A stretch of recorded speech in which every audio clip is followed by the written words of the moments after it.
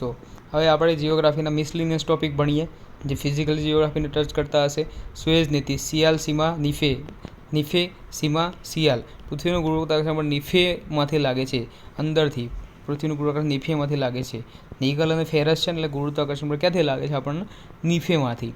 પૃથ્વીના બે વ્યાસ હોય છે, વિષુવવૃત્તીય વ્યાસ અને ધ્રુવીય વ્યાસ. બરાબર. તો ધ્રુવીય વ્યાસ 127.14 એટલા કિલોમીટર અને પેલો 127.56 વિષુવવૃત્તીય વ્યાસ. વિષુવવૃત્તીય વ્યાસ થોડોક વધારે છે પહેલાંથી, 12,754 12,756. વિષુવવૃત્તીય ત્રિજ્યા 6378 કિલોમીટર. ધ્રુવથી કેન્દ્ર તરફ જઈએ તેમ જ્યારે વિષુવવૃત્ત કેન્દ્રથી દૂર. ધ્રુવ કેન્દ્રથી નજીક હોય છે જ્યારે વિષુવવૃત્ત કેન્દ્રથી દૂર હોય છે. રોકેટ લોન્ચ વિષુવવૃત્ત પરથી કરાય છે પશ્ચિમની પૂર્વ દિશામાં, કારણ કે વિષુવવૃત્ત એન્ટી-ગ્રેવ ઓછી હોય છે. ભૂકંપ, સિસ્મો પશ્ચિમથી પૂર્વ દિશામાં, કારણ કે વિષુવવૃત્ત પર એન્ટી-ગ્રેવ ઓછી હોય છે. પૃથ્વીની આંતરિક રચના, પૃથ્વીનો મેન્ટલ ભાગ. ઘન પોપડો, પૃથ્વીની આંતરિક રચના. ઘન પોપડો, ઘન, અર્ધપ્રવાહી, પ્રવાહી, ઘન, ઘન, પ્રવાહી, અર્ધપ્રવાહી, ઘન. બરાબર. ઉપરનો પોપડો ઘન, પેલું મેન્ટલ છે અર્ધપ્રવાહી ભાગ. પૃથ્વીનું બાહ્ય કેન્દ્ર પ્રવાહી અને અંદર ઘન, અંદર ઘન એના બહાર પ્રવાહી અને અર્ધપ્રવાહી છેલ્લે ઘન. પૃથ્વીનું આંતરિક કેન્દ્ર ઘન છે. બરાબર. આનો કાપીએ તો આવું દેખાય. તો પહેલાં 6378 કિલોમીટર આંતરિક ભાગ, 5150 બાહ્ય કેન્દ્ર, ગુટેનબર્ગ રેખા. બરાબર. ગુટેનબર્ગ રેખા, મોહોભંગ રેખા. હવે મેન્ટલ અને લોખંડ સૌથી વધુ પેટાળમાં, ઓક્સિજન સૌથી વધુ પોપડામાં, લોખંડ સૌથી વધુ પેટાળમાં અને ઓક્સિજન સૌથી વધુ પોપડામાં. તત્વ ઘન પોપડો, પોપડાના સૌથી વધુ તત્વ કયું? ઓક્સિજન. મોહોભંગ રેખા, મોહોભંગ પછી ગુટેનબર્ગ. ઘન પોપડો અને મેન્ટલ, ઘન પોપડો અને મેન્ટલ વચ્ચે કઈ રેખા? મોહોભંગ. અને મેન્ટલ અને બાહ્ય કહે છે 2900 કિલોમીટર વચ્ચે ગુટેનબર્ગ. બરાબર. ઘન પોપડો અને મેન્ટલને અલગ પાડતી કાલ્પનિક રેખાને મોહોભંગ વીક લાઇન કહે છે. ઘન પોપડો અને મેન્ટલને અલગ પાડતી હોય અને મેન્ટલ અને બાહ્ય કેન્દ્રને અલગ પાડતી કાલ્પનિક રેખાને ગુટેનબર્ગ કહે છે. મેન્ટલ અને બાહ્ય કેન્દ્રને અલગ પાડતી હોય અને ગુટેનબર્ગ કહે છે.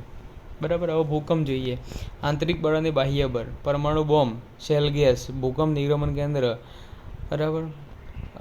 અંધ કેન્દ્ર જ્યાંથી ભૂકંપ નોંધાય છે. હાઇપોસેન્ટર જમીન.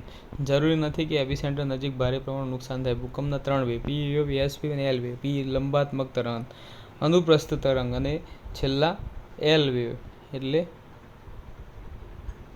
ઝિગઝેગ તરંગ. એલ ઝિગઝેગ અનુપ્રસ્થ તરંગ, પી લંબાત્મક, પી વેવ લંબાત્મક.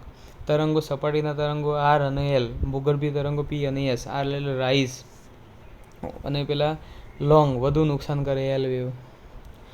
પી વેવ, એસ વેવ અને એલ વેવ તફાવતો યાદ રાખવાના. ભૂગર્ભીય તરંગ, સપાટીના તરંગો પી, એસ અને L. Primary wave, secondary wave અને લોંગ વેવ અથવા લવ વેવ.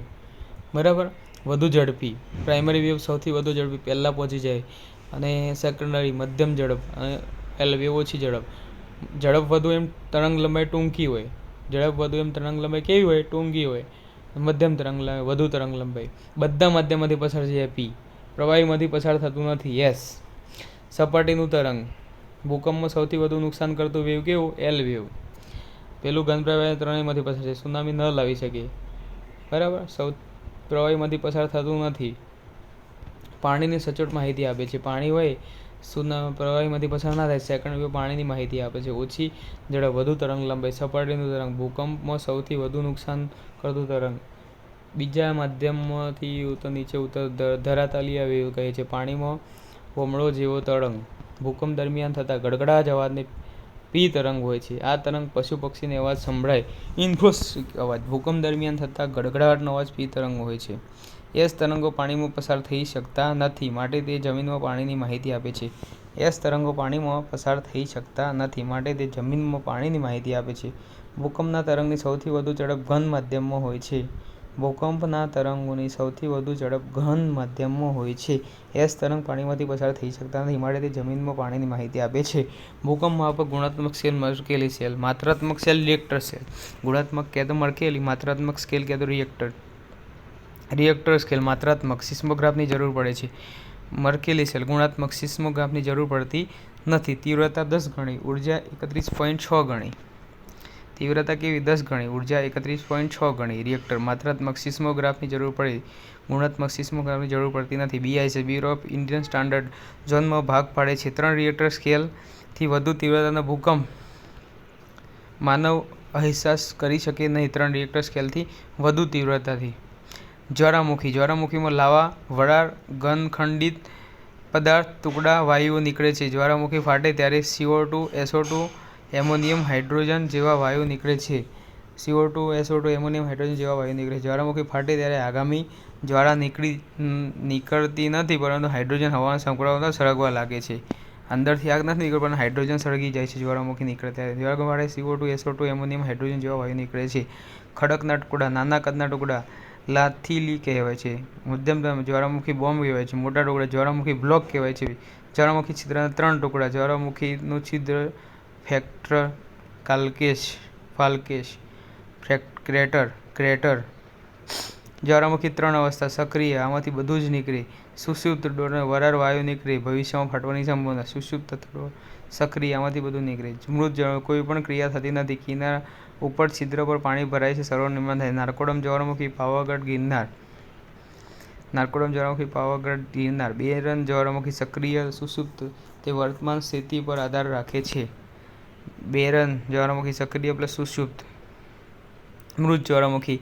કિલીમંજારો, ફ્યુઝિયમ ફ્યુજી, જાપાનમાં આવેલ છે. કોહ સુલ્તાન, ઈરાનમાં. પોપા, માઉન્ટ પોપા, મ્યાનમાર. મૃત જ્વાળામુખી. કિલીમંજારો. ફ્યુઝિયમ ફ્યુજી, જાપાનમાં. કોહ સુલ્તાન, ઈરાનમાં. પોપા, માઉન્ટ પોપા, મ્યાનમાર. નાઇલ નદી વિશ્વની સૌથી લાંબી નદી. ઉદ્ગમ સ્થાન વિક્ટોરિયા સરોવર, આફ્રિકા ખંડ. અંતિમ સ્થાન ભૂમધ્ય સાગર. કિલીમંજારો મૃત જ્વાળામુખી પર વિક્ટોરિયા સરોવર આવેલ છે. અહીં કેન્યા, યુગાન્ડા, તાંઝાનિયા દેશ દેખાય છે. નાઇલ નદી વિશ્વની સૌથી લાંબી. ઉદ્ગમ સ્થાન વિક્ટોરિયા સરોવર, આફ્રિકા ખંડ. અંતિમ સ્થાન ભૂમધ્ય સાગર. કિલીમંજારો મૃત જ્વાળામુખી પર વિક્ટોરિયા સરોવર આવેલું છે. અહીંથી કેન્યા, યુગાન્ડા, તાંઝાનિયા દેશ દેખાય છે. રાખ. ઇટલીનો સૌથી મોટો જ્વાળામુખી વેસુવિયસ. ઇટલીનો સૌથી મોટો જ્વાળામુખી વેસુવિયસ. અહીંથી પોટાશનું પ્રમાણ વધુ, તેથી દ્રાક્ષનું ઉત્પાદન વધુ થાય છે. પોટાશનું પ્રમાણ વધુ ઇટલીના વેસુવિયસમાં. જ્વાળામુખી સ્ટ્રોમ્બલી ઇટલીમાં આવેલ છે. ભૂમધ્ય સાગર. સક્રિય જ્વાળામુખી. દીવાન રોંડી. દરિયામાં દિશા બતાવે. લાઇટ ઓફ મેડિટરેન્સી ઇટલીમાં આવે. સ્ટ્રોમ્બલી ઇટલીમાં આવે છે. ભૂમધ્ય સાગર. સક્રિય જ્વાળામુખી. દીવાન રોંડી. દરિયામાં દિશા બતાવે. Light of Mediterranean. હવાઈયાન. આ જ્વાળામુખીને અગ્નિદેવી પેલીના વાળ કહે છે. હવાઈયાન. ઉત્તર અમેરિકા ખંડ. હવાઈ ટાપુ પર. હિલાવ. હવાઈ ટાપુ પર. વર્લ્ડની સૌથી મોટી નેવલ રેક્ટર સાઇટ. 2-3 બંને યુએસનો આધાર રાખે છે. કિલ્લાઓ. પિલિટન જ્વાળામુખી, વેસ્ટ ઇન્ડીઝ. વિલિંગ્ટન જ્વાળામુખી, ક્રાકાટુઆ, ઇન્ડોનેશિયા. ગ્વાટેમાલા નામના દેશમાં, મધ્ય અમેરિકામાં. Krakatoa, Indonesia. વિલિંગ્ટન જ્વાળામુખી, વેસ્ટ ઇન્ડીઝ. ઇન્ડોનેશિયા એવો દેશ છે જેને 3 પ્લેટ અડે છે, તેથી અહીં સૌથી વધુ જ્વાળામુખી આવેલ છે ઇન્ડોનેશિયામાં. તેથી ભૂકંપ પણ અહીં વધુ આવે છે. Eurasian plate, Pacific plate, Indo-Australian plate. સૌથી વધુ સક્રિય જ્વાળામુખી પેસિફિક મહાસાગર પર આવેલ છે. 452માંથી 200 પ્લસ, તેથી તેને રિંગ ઓફ ફાયર કહે છે. કઈ? પેસિફિક મહાસાગર પર આવેલ રિંગ ઓફ ફાયર. માઉન્ટ ઓશોની જ્વાળામુખી, જાપાનમાં. તે સફેદ ધ્રુમશેર છે જેમાંથી ફક્ત વાયુ નીકળે છે. ધ્રુમશેર. માઉન્ટ આશોની જ્વાળામુખી, ધ્રુમશેર. અહીં ટેન્સ, ગર્ત, ગ્યુઓપ્સ.